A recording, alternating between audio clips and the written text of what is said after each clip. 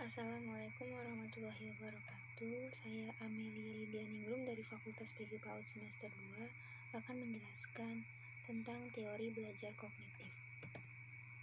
Pengertian teori kognitif. Kognitif adalah semua aktivitas mental yang membuat suatu individu mampu menghubungkan, menilai, dan mempertimbangkan suatu peristiwa, sehingga individu tersebut mendapatkan pengetahuan setelahnya. Kognitif ini erat sekali dengan tingkat kecerdasan seseorang. Contoh kognitif bisa ditunjukkan ketika seseorang sedang belajar, membangun sebuah ide, dan memecahkan masalah. Adapun fungsi kognitif yang pertama, perhatian. Perhatian merupakan penyeleksi rangsangan yang nantinya menjadi fokus perhatian dan bisa diabaikan secara bersamaan. Rangsangan yang dimaksud bisa berupa bau, suara, maupun gambar. Yang kedua, memori daya ingat. Memori atau daya ingat berkaitan dengan tingkat kefokusan seseorang. Semakin fokus, semakin baik memori atau daya ingatnya.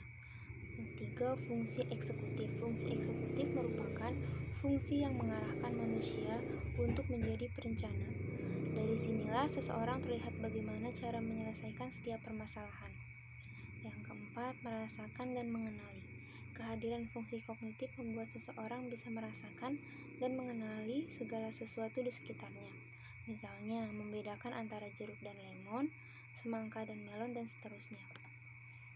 Prinsip teori belajar kognitif. Yang pertama, proses belajar lebih penting daripada hasil. Persepsi dan pemahaman dalam mencapai tujuan belajar menunjukkan tingkah laku seorang individu. Materi belajar dipisahkan menjadi komponen kecil, lalu dipelajari secara terpisah. Keaktifan peserta didik saat pembelajaran merupakan suatu keharusan. Pada kegiatan belajar dibutuhkan proses berpikir yang kompleks. Contoh pembelajaran teori kognitif yaitu mengenalkan gambar hewan kepada anak. Aktivitas untuk mengembangkan aspek kognitif bisa dilakukan dengan memperkenalkan gambar pada anak. Bisa mengenalkannya melalui buku cerita, kartu bergambar, atau stiker. Setelah itu, cobalah untuk menyuruh anak menyebutkan gambar yang sudah diperkenalkan tadi. Selain melatih daya ingat, kegiatan ini juga bisa membantu anak untuk mendapatkan pengetahuannya. Kelebihan dan kekurangan teori kognitif. Kelebihannya menjadikan siswa lebih kreatif dan mandiri, membantu siswa memahami bahan belajar secara lebih mudah. Kekurangannya, teori tidak menyeluruh untuk semua tingkat pendidikan.